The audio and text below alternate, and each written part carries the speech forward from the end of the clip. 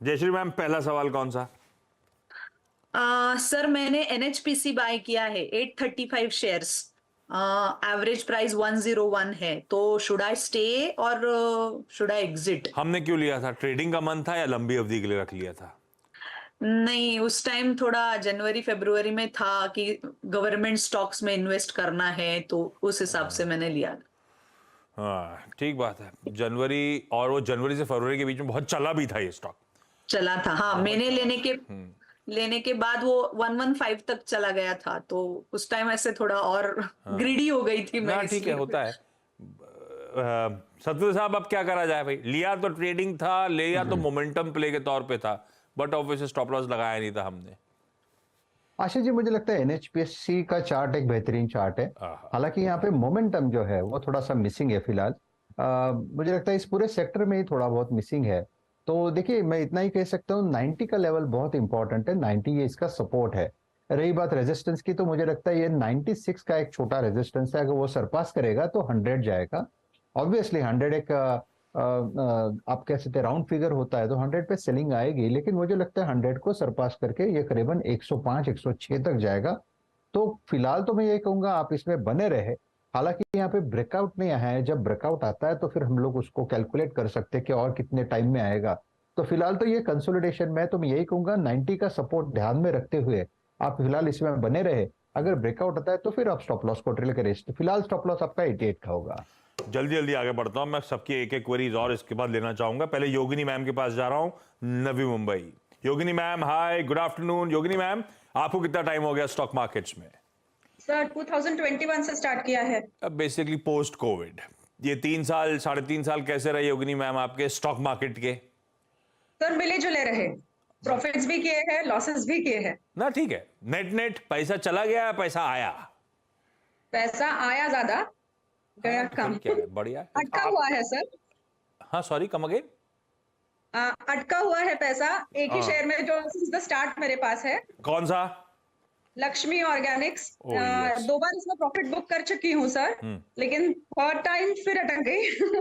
Lakshmi Organics के मेरे पास 59 shares है, 359 के रेट पर। और 100 रुपए मेरी खरीद से नीचे चल रहा है। सतपुर साहब, लक को 2 बार टेस्ट किया था तो सपोर्टिव रहा, तीसरी बार शायद ओवर स्ट्रेच कर दिया था हमने, मामला गड़बड़ा गया है। 100 रुपए नीचे चल रहा है, क्या करूं? आशीष जी, देखिए चार्ट पे तो ऐसा कोई बहुत बड़ा सिग्नल नहीं है। इनफैक्ट ये एक रिलीफ रैली है।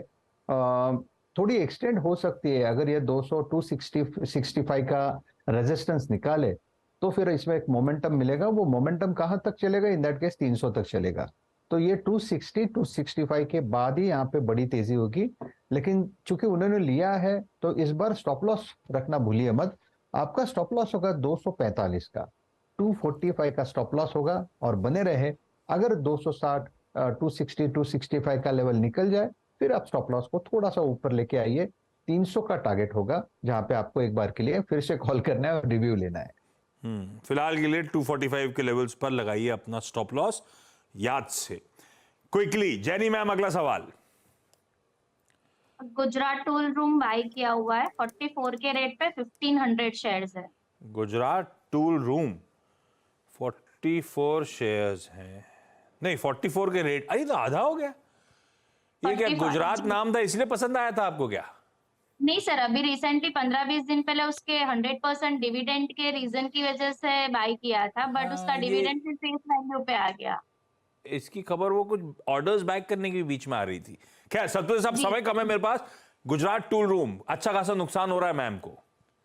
मुझे लगता है आशीष जी, ये सर्किट का घोड़ा है। एक तो ऊपर का सर्किट लगता है या नीचे का सर्किट लगता है। तो फिलहाल तो ये नीचे का सर्किट है। नहीं, अब ऊपर का लग गया है।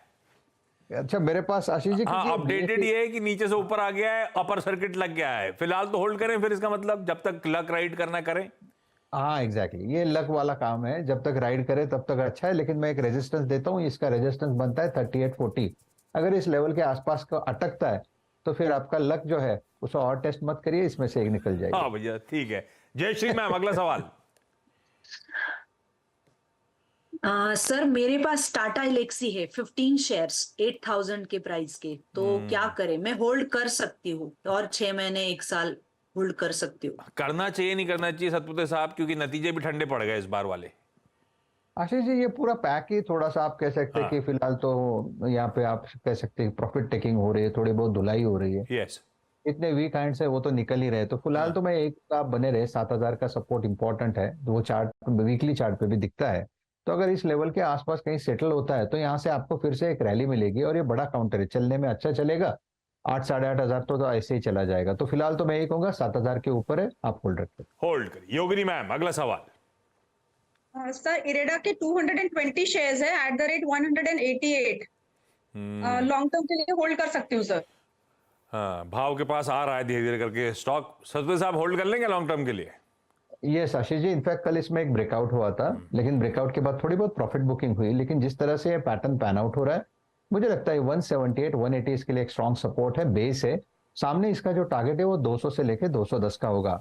तो फॉर द टाइमिंग मैं तो यही कहूंगा आप इसमें बने रहे, स्टॉप लॉस होगा 170 का। ओके सतपति साहब, क्विकली एसबीएस की कोई बढ़िया सी स्टॉक पिक्स दे दीजिए। आशीष जी, मुझे लगता है फिलहाल तो जो नजर रखनी है वो है पीएफसी एंड आरईसी। हाँ। अगर आप पीएफसी पे नजर रखें तो क्या मोमेंटम आया है, 539 है, मुझे लगता है ये और चलेगा।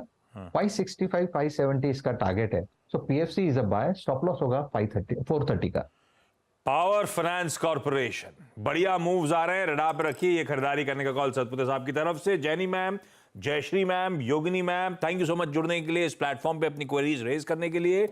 सतपति साहब थैंक यू सो मच, बढ़िया देखिए सारी queries thank you Ashish solve भाई। करने के लिए। ब्रेक के उस पार एक क्विक मार्केट चेक। आपका स्वागत है। नीचे न्यू जेन सॉफ्टवेयर के रिजल्ट्स इस समय फ्लैश होते हुए आपकी स्क्रीन पे।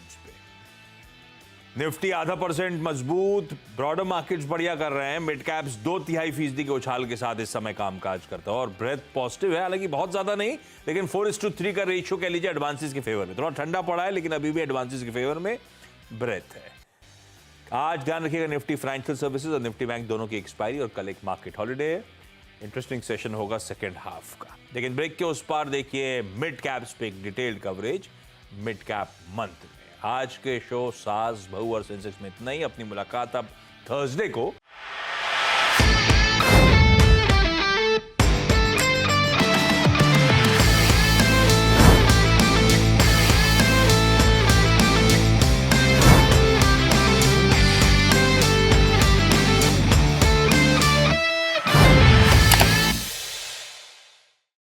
बता दें कि मनी कंट्रोल पर दिए गए विचार एक्सपर्ट्स के अपने निजी विचार होते हैं।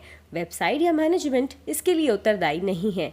यूजर्स को मनी कंट्रोल की सलाह है कि कोई भी निवेश निर्णय लेने से पहले सर्टिफाइड एक्सपर्ट की सलाह लें।